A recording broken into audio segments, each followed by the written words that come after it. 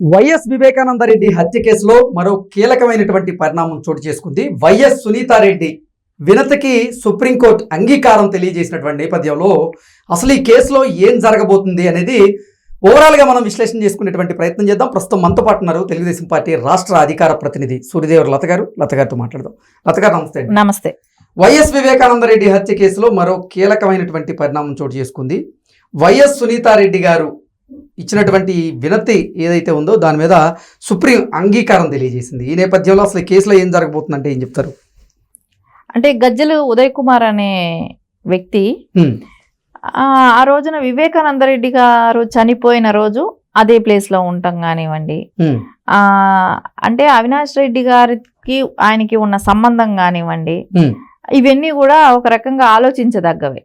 ఇప్పుడు ఏదైతే సునీత గారు అయితే కోర్టులో పిటిషన్ దాఖలు చేశారో వాళ్ళు బెయిల్ రద్దు చేయాలనేది అయితే ఖచ్చితంగా అది చేయాల్సిన అవసరం కూడా ఉంది. ఎందుకంటే ఆ రోజు వైఎస్ వివేకానందరెడ్డి హత్య కేసులో ఎవరైతే నిందితులుగా ఉన్నారో వారిలో చాలా మంది ఇప్పుడు బెయిల్ మీద బయట తిరుగుతున్నటువంటి నేపథ్యంలో ఆ బెయిల్ ని రద్దు చేయాలి అంటూ కూడా సునీతారెడ్డి గారు సుప్రీంకోర్టును ఆశ్రయించారు. దానికి ఇప్పుడు సుప్రీంకోర్టు కూడా ఒక కీలక తీర్పు ఇచ్చినటువంటి నేపథ్యంలో అసలు ఏం జరగబోతుంది? మీరు ఇక్కడ ఒక విషయం చూడండి, ఇలాంటి నిందితులను అందరు ఏదైతే బెయిల్ తీసుకుని ఉన్నారో వీళ్ళందరూ సురక్షితంగా ఉన్నారు. ఎవరైతే సాక్షులు చెప్పటానికి వెళ్తున్నారో వాళ్ళందరూ చచ్చిపోతున్నారు.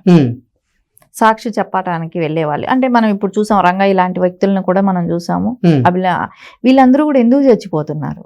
సో బాగున్న వాళ్ళే అన్ఎక్స్పెక్టెడ్ గా అనుమానాస్పదంగా మృతి అని అంటున్నారు.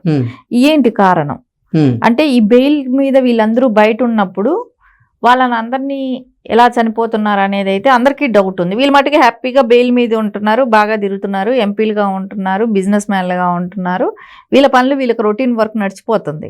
సో మిగతా వాళ్ళు ఏంటి, వాళ్ళు ఎందుకు చచ్చిపోతున్నారు? ఆరుగురు చనిపోయారు. అసలు సొంత చుట్టాలు అంటే జగన్మోహన్ రెడ్డి గారికి మామ అవుతారు గంగిరెడ్డి గారు, ఆయన చనిపోయారు. అభిలాష్ రెడ్డి ఆయన బ్రదర్ అవుతారు, ఆయన చనిపోయారు. అంటే సొంత వాళ్ళు కూడా చచ్చిపోతున్నారు కదా.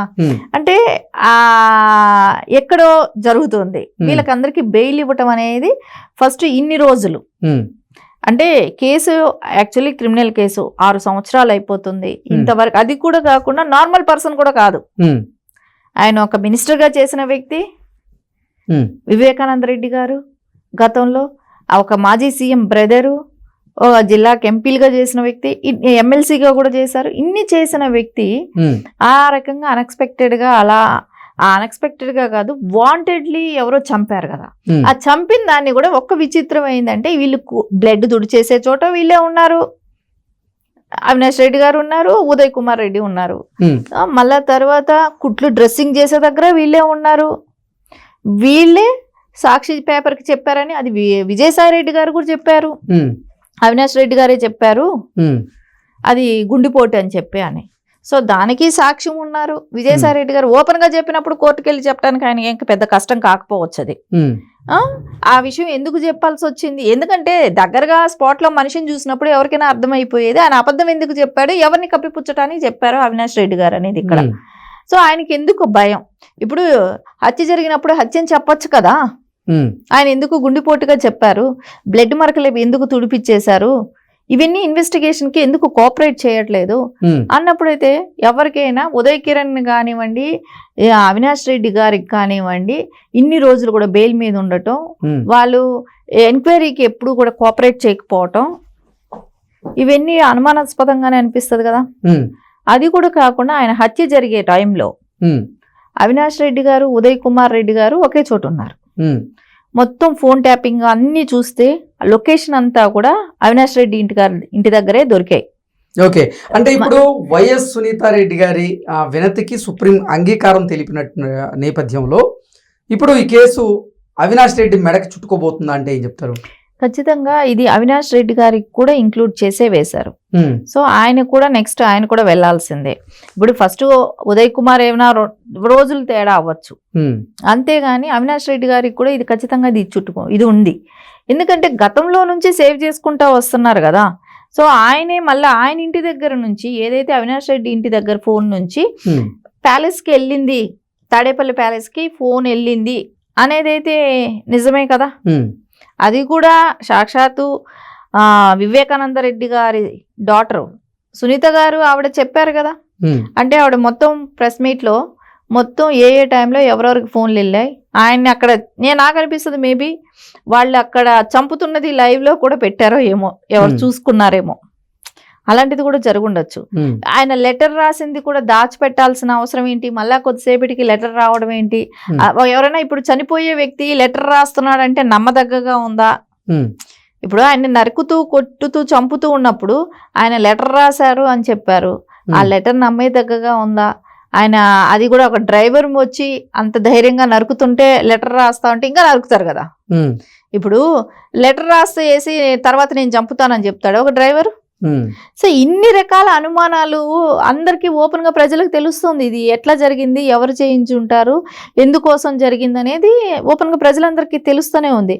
కానీ అందరూ నమ్మారు ఏంటంటే జగన్మోహన్ రెడ్డి గారు సీఎం అయితే ఖచ్చితంగా వివేకానంద రెడ్డి గారి హత్యకి ఒక న్యాయం జరుగుతుంది, సొంత బాబాయే కాబట్టి న్యాయం జరుగుతుందని అనుకొని ఉండొచ్చు ప్రజలు. అది ఆ రకంగా ఆయన ఓన్ చేసుకోవటానికి ప్రయత్నించాడు, ఓన్ చేసుకున్నాడు కూడా, సక్సెస్ అయ్యాడు అక్కడ జగన్మోహన్ రెడ్డి. అది తెలుగుదేశం అన్నాడు, కాదన్నారు, మళ్ళీ ఇంకొకళ్ళ మీద నెట్టాడు. మా బాబాయిని అన్యాయంగా చంపేశారు, తండ్రి రక్త చరిత్ర అని సాక్షిలో హెడ్లైన్స్ పెట్టారు. అది బాబు గారి మీద పెట్టారు, లోకేష్ గారి మీద పెట్టారు, ఆ రోజున బీటెక్ రవి గారి మీద పెట్టారు, ఆదినారాయణ రెడ్డి గారి పేరు మీద పెట్టారు. ఇలా నలుగురు పేర్లు పెట్టేసి నారాసుర రక్త చరిత్ర అని ఆ రోజు సాక్షి పేపర్లో ఇచ్చారు.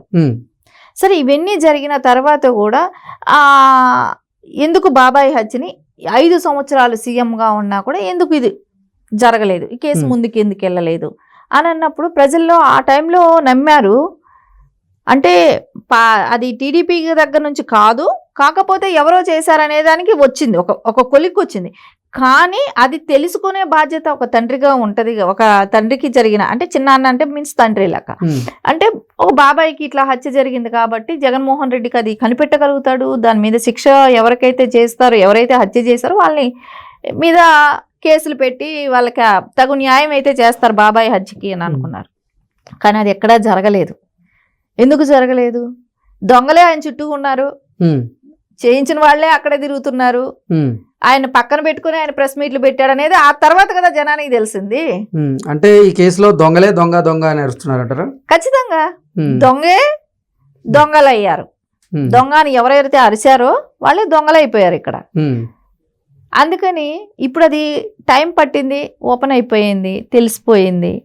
దొంగలే అని అరిచిన వాళ్ళే దొంగలైపోయారు. ఈడ మనం ఏం చేయగలుగుతామని ప్రజలు కూడా అర్థం చేసుకున్నారు. 11 స్థానాలు కూర్చోపెట్టడానికి రీజన్ కూడా అది ఒకటి. అంటే చాలా రీజన్లో ఇది కూడా ఒక రీజన్. కడప జిల్లాలో ఆ రకంగా కూటమి ప్రభుత్వానికి ఎమ్మెల్యేలు ఇవ్వటానికి కూడా కారణం ఇది ఒక రీజనే. అది ఖచ్చితంగా జగన్మోహన్ రెడ్డి వివేకానంద రెడ్డి గారి హత్య. జనాలు ఏం నమ్మారు ఫస్ట్లో అంటే తండ్రి లేని బిడ్డని రాజశేఖర్ రెడ్డి గారు లేరు అని అన్నారు. తర్వాత బాబాయ్ లేని బిడ్డనయ్యారు అని అన్నారు. అయ్యో అని బాధపడ్డారు. అందుకని ఆ రోజు నా మెజారిటీ వచ్చింది. సరే తర్వాత తెలిసింది తండ్రి లేకపోయినా ఆయనే సీఎం అవ్వాలనుకున్నారు, బాబాయ్ లేకపోతే అసలు అడ్డే లేదనుకున్నారు. అందుకని ఆయన ఈ రోజున ఎవరు అడ్డు లేకుండా ఉంటే ఆయనే అధికారంలో ఉండొచ్చు అని అనుకున్నారని ప్రజలు గుర్తించారు. అది అందుకే ఆ రిజల్ట్ రావటం కూడా. ఓకే అండి, థాంక్యూ సో మచ్. నమస్తే.